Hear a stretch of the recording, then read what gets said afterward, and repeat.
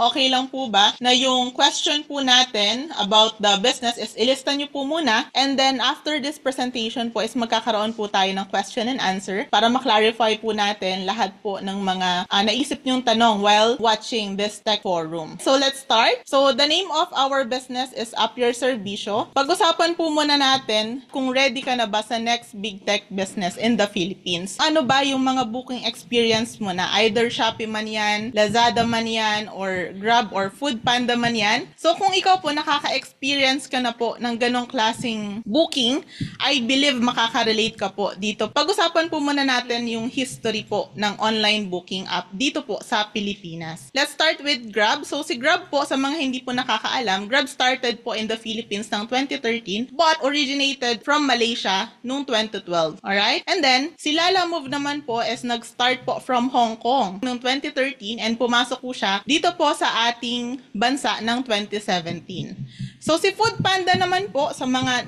nakatry mag-order kay Foodpanda, alam niyo po ba na si Foodpanda is from Germany at start po siya ng 2012 at masok po siya ng Philippines ng 2014. And si Shopee, I believe, even yung mga nasa province po right now is nakaka-order dito, no? So, ito po is nag-start po talaga ito from Singapore ng 2015 at late 2015 din po, pumasok to sa Pilipinas. So, try to imagine po, simula po nung nagkaroon ng pandemic, nagkaroon po ng new normal. Meron pong mga business na, sad to say, nagsara, but there are some businesses po na, kumbaga, parang mas lumago sila. And one thing po na na-observe namin is itong mga business na lumago, kahit meron pong pandemya, ito po yung mga business na nag-adapt into technology. So, ano po yung next mobile booking app? After ng transportation food parcels, what's next? Dito po papasok yung AYS Instant Services. Ang maganda po dito, pag-usapan natin ito pong mga tech disruption na to. So, si Grab po, kung mapapansin nyo, ang dinisrupt po niya is yung toxic na taxi culture. So, who among you po yung naka-experience na umuulan? Siyempre, ikaw gusto mo ng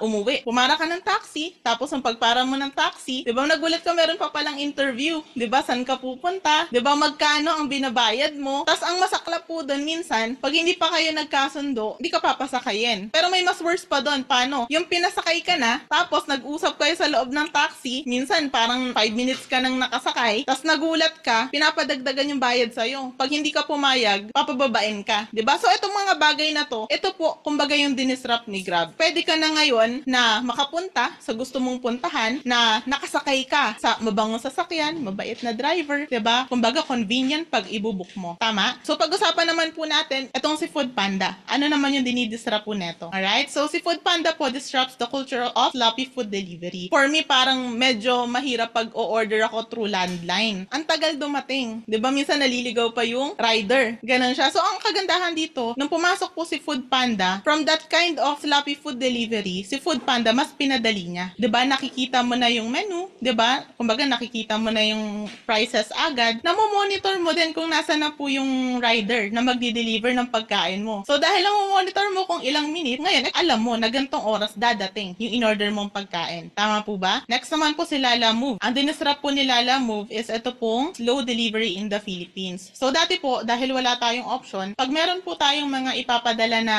kahit anong bagay, minsan, 3 days, 1 week, 2 weeks, diba? Pumasok si Lalamove, especially kapag around Bulacan or Cavite or Laguna or Pampanga, napapadala mo agad ng hours lang po, oras lang ang pinag-uusapan. So, because of this disruption, mas napapabilis mo ngayon nare-receive yung delivery or yung parcel mo. Alright? And ito naman po, si Shopee. I believe lahat po kayo makaka-relate dito. Shopee disrupts the high pricing of products and became the basis of cheaper yet same quality goods. So, ang maganda po dito, simula nung nagkaroon ng shop, kumbaga, kaya mong makabili ng mga bagay na mas mura compare sa kung bibili ka sa mall. My point is, meron binigay na option si Shopee na kung saan pwede kang mas makamura. Tama po? So, dito po kay Up Your Servicio, sa simpleng paliwanag po, ang maganda dito, kung si Shopee po is marketplace of products, sa atin naman po is marketplace of services. Kung sa Shopee, makakapili ka ng mga murang gamit, dito po, ang maganda dito, any services na kailangan mo, di ba? Basta po legal ha, pwede mo na ngayong mabook sa app natin. So, dito po, maiiwasan natin yung mga nananaga, ayan parang si Kuya, di ba? kidding aside. So, dito po, ang maganda po dito is meron ding mas malawak na option. Especially sa mga serbisyo po na mahirap hanapin. So, later po i-discuss din po natin yan. Tayo po is nag-research and development noong 2021. So, ang maganda po dito, 2021 po, yung research and dev natin right now po is 2024. Ibig sabihin, meron na po tayong proof of concept at talagang dito po makikita natin na matibay yung mismong company. Right? So, right timing po tayo at the same time, merong sustainable niche market. So, dito po, sa market readiness, dito po sabi, the Philippines has rapidly growing urban population as of 2020 over 48 and increasing middle class population. Actually, nung nabasa po namin itong research na to, talagang sinabi po talaga namin na nasa tamang opportunity po tayo. Why? Tataas po yung percentage ng middle class, lalaki din yung mga buying power ng mga Pilipino. So, ang maganda din po dito, Filipinos using the internet, out of 100% po, 83% internet penetration rate with over 83 million user. Sabi po ito sa Statista 2023. So, ibig sabihin, majority po ng mga Pilipino right now, sanay na gumamit ng internet. And sabi din po dito, smartphone users in the Philippines, approximately 74% of the population. So, next naman po, ayan. So, pag-usapan naman po natin yung demand data. 'Di ba? Baka kasi sabihin nyo, ma'am, gano'n naman kaganda itong opportunity na pinag-uusapan natin. Kumbaga, maganda ba talaga ang future dito?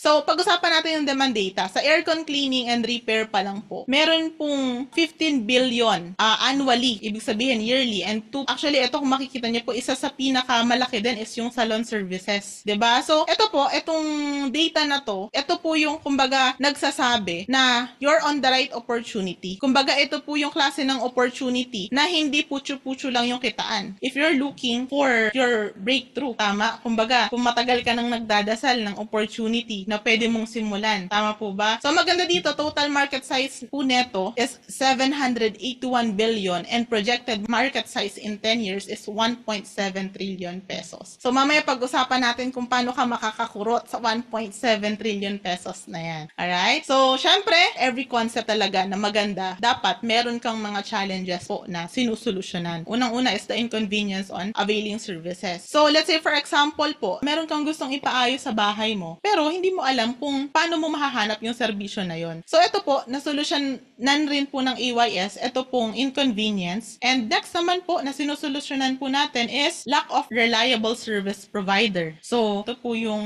mahirap, somehow through referrals lang din, or hindi mo po talaga kakilala yung mga service provider na pumupunta doon po sa area mo. 'Di ba? So, ang maganda po dito sa AYS, meron po tayong transparency on service quality. So, sa app po natin, meron po tayong features na kung saan meron po tayong rating system at meron po tayong feedback system, just like po sa Shopee. 'Di ba? Pag ikaw kasi first time mong bibilin yung product, syempre hindi mo naman alam kung okay ba yun or hindi. Normally, magbe-base ka po doon sa feedback or yung mga nasa comment section, 'di ba? So, sabi po dito, a survey by Nielsen found that 88% of consumers trust online reviews as much as personal recommendation, which is true. Paano ko po nasabi? Halimbawa, ako po, order po ako sa Shopee. Merong isang, meron isang product na mukha naman siyang legit, pero wala kasing feedback. Meron naman dong isa, medyo mahal ng onte, pero ang gaganda ng feedbacks at 4.9 or 5/5 ang ratings. Doon ako o-order. So, maganda po dito, isa din po ito sa sinusolusyonan po ng AYS. Ibig sabihin, pag ikaw magbubook ka ng serbisyo, you have the opportunity to check the feedbacks po and the ratings para reliable po yung mismong service provider na mabubook mo. Alright? And ito po, pinaka-importante syempre, kasi kung si Grab hanggang gate lang, hanggang pinto lang, as well as si Lalamove, ang mga service provider or mga skilled workers po kasi is pumapasok po yan sa bahay. So, one of the common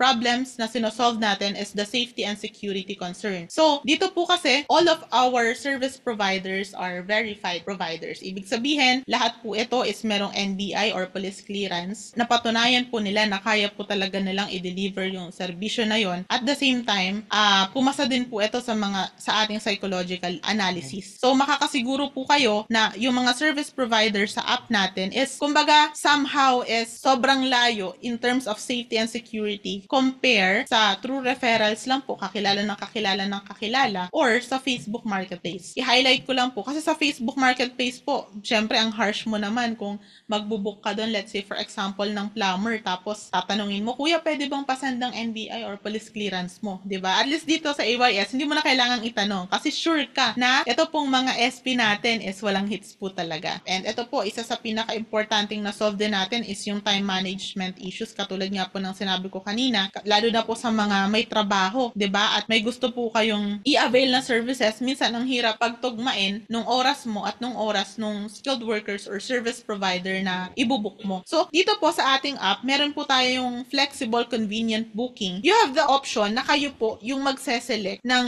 date and time, 'di ba? Kung kailan nyo gustong i-book. So isa din po sa sinosolve natin is the lack of career opportunities for service provider. We strongly believe na majority po ng mga service provider dito sa Pilipinas ay skilled po talaga. Hindi lang po ma-showcase yung services nila. And kung meron lang pong opportunity na kaya pong ma-highlight or kumbaga ma-showcase yung services nila, I believe marami po tayong matutulungan. At the same time, marami din tayong mga OFWs, 'di ba, na mapapauwi. Kasi yung mga OFWs na yan, every time po na may nakakausap akong OFWs, lahat po sila may skills right? So service providers struggle to find consistent work and reliable clients. So ang maganda dito si AYS is an opportunity-oriented platform. The app connects service provider with steady stream of customer, improving their career opportunities. So kung ikaw, skilled worker ka at nahihirapan ka, 'di ba, na makahanap ng customer, maganda po ma-enlist mo yung service mo sa app natin. At kung ikaw naman po is skilled worker ka, meron kang mga previous customer at gusto mo pang palawakin yung or gusto mo pang paramihan yung customer mo, maganda po ma-enlist natin ito pong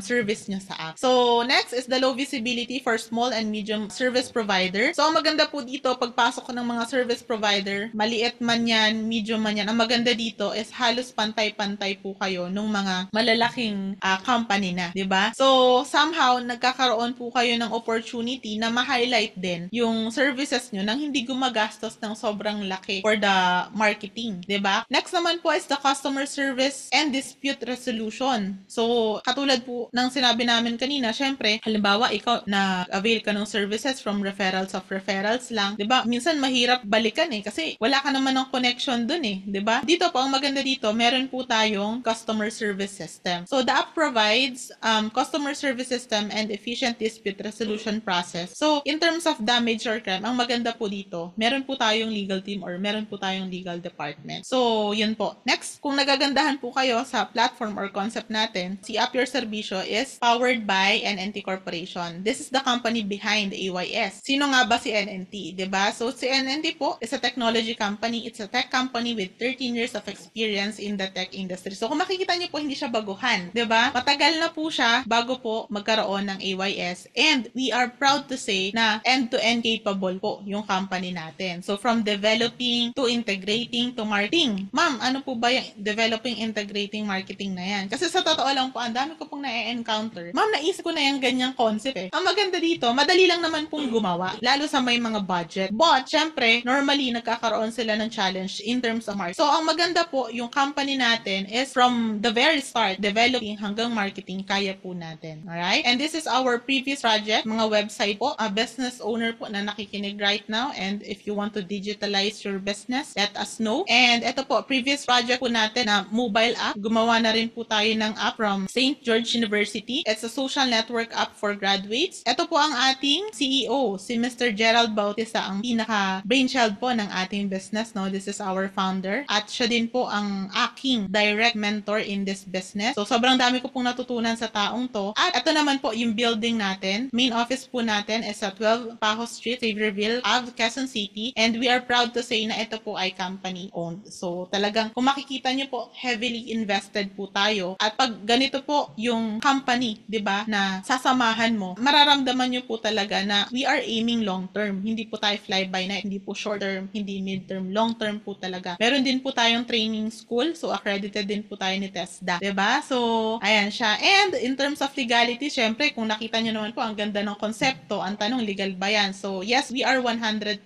legal. This is our flagship product. Again, App Your Servicio, pwede nyo rin po itong i-download after this tech forum para makita nyo rin po. Sa mga nagtatanong, ma'am, ano-ano po ba yung mga services or sino-sino po ba yung mga skilled workers na pwede dyan? Actually, we have 3 qualifying questions lang po. Una-una, kung instant ba yan? Pangalawa is meron bang naghahanap? At meron bang willing mag-provide ng services na yon? So, name it kahit ano po. From plumber, technician, massage therapist, sa mga salon, 'di ba, electrician, even po sa mga labandera, 'di ba, pwede din. Ayan, so mabibigyan natin sila ng pagkakakitaan. So, So, eto na po ang pinakaantay ng lahat, no? So, you can earn and be rewarded as we grow our AYS community together. Ano nga ba ang roles and profits? So, si Neopreneur, ang goal po or ang role ni Neopreneur is to enlist service provider. So, early adopter, entrepreneur, endorser. At sa service provider naman po, syempre siya yung nagpo-provide ng skills. Then si AYS is the marketplace technology provider, opportunity giver, and service provider verifier. At syempre si customer, yung user and customer natin. So, dito po ang nakakatuwa, kung mapapansin nyo, kaya naman po talagang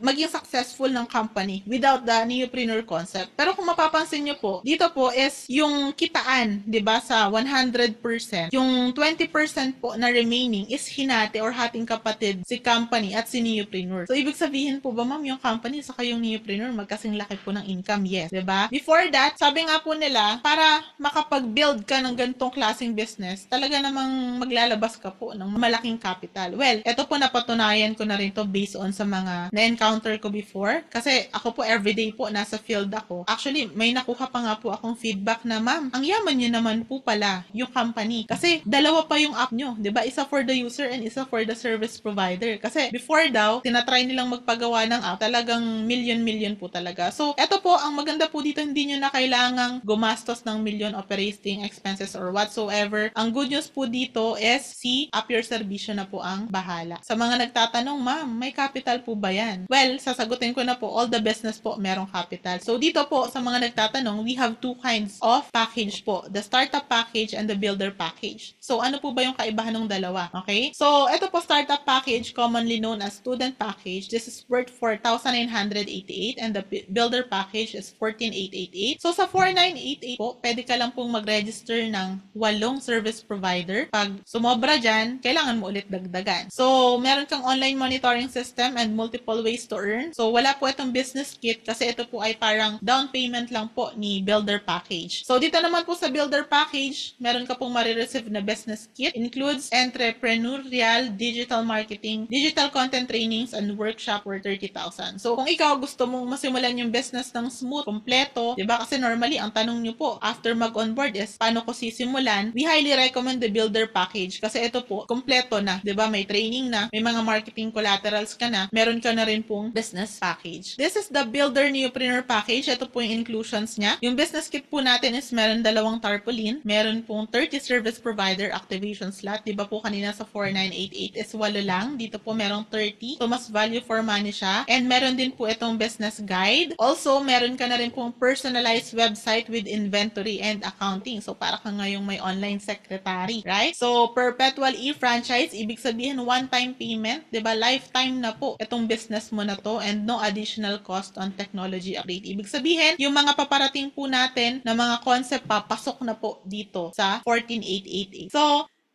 eto po, paano nga ba kumita bilang Neopreneur? So, meron po tayong multiple ways to earn. So, the first way to earn po natin is pwede mo pong i-enlist or i-activate yung sarili mo as service provider kung ikaw po ay merong skills. This is the sample income per booking transaction. So, let's say for example, ang rates mo is 1,000 at nagkaroon ka ng 4 na booking. Let's say for example, sa isang araw through our app. So, meron ka ngayong 4,000, 90% ka doon kasi service provider ka at Neopreneur ka at the same time. So, kung natatandaan nyo po kanina, di ba sa Neopreneur po may 10%.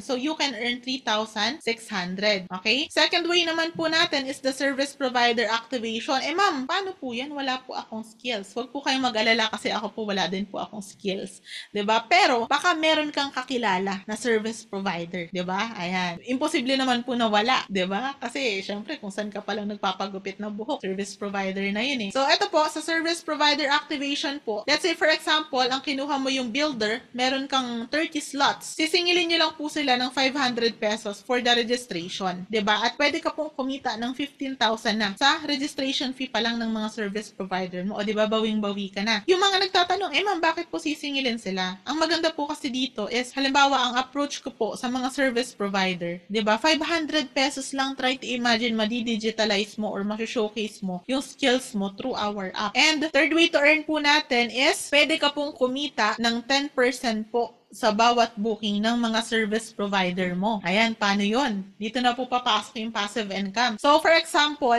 ikaw po ay, ayan, neopreneur. Nag-avail ka po ng ating Builder Neopreneur Package. Nag-enlist ka po ng service provider sa iba't ibang area, Caloocan, Quezon City, Cavite, nationwide po. Non-territorial po tayo. Kahit saan, pwede po kayong mag-enlist ng service provider at every time po na nabubook yung service provider na yun, doon sa area na yun, meron ka pong 10%. Diba? Unlimited po ito. Okay? So, this is our sample computation. Ayan, ayaw tumigil ng 10%. So, sample projection po natin. For example, may 8 service provider ka para conservative yung computation natin na nabubook ng 5 beses kada araw. Diba? So, that's 40 bookings. Let's say, for example, ang rates ng service provider mo is 500 pesos. Eh, diba, 10% ka lang doon. So, sa 20,000 po, may 10% ka. That's 2,000 per day and that's 60,000 per month. Ayan. So, actually, dito na po matatapos ang aking part, no? The next speaker will be my husband, mentor seller. Ayan, good evening everyone. Hello po, hello. So, pakilala ako bahagya, my name is Seller Salazar. I'm actually the husband of Julina. I'm also the top 1 overall neopreneur ng Appy or Servicio. Okay, yes, I'm also a neopreneur, no? Konting background, no? I started doing business at the age of 16 years old. More than a decade na po ako nagnenegosyo. And tuloy-tuloy pa rin natututo, no? I believed na yung experience ko on tech businesses, how we did market tech business is makaka-impact po sa inyo, no? Kung bakit magandang gawin si EYS, no? Now, let me share to you my PowerPoint kung saan po iniwan ni Julina, no? Alright. So, syempre, the question is, sa ganda ng nakita mo, sa ganda ng negosyo, kung ikaw ay isang matagal na naghahanap ng isang negosyo na gusto mong sabayan, na magandang sabayan, no, na merong mataas na upside potential, no, sobrang ganda po, makasabay po kayo dito. Although this is an uncharted territory, this is very exciting, no, kasi there's no other way around naman eh. This is the future of mobile booking apps. Sama po ba? So now, let's talk about ikaw. Gusto mo ba expand yung business na ito nationwide? So kung nagagandahan ka dito, kanino mo po ba unang i-share ito? Of course, kakilala mo, kaibigan mo, kamag-anak mo, no, kapitbahay mo, katrabaho mo, no? Pero, what if meron ka rin kakilala sa ibang bansa? Can we actually expand this to global level?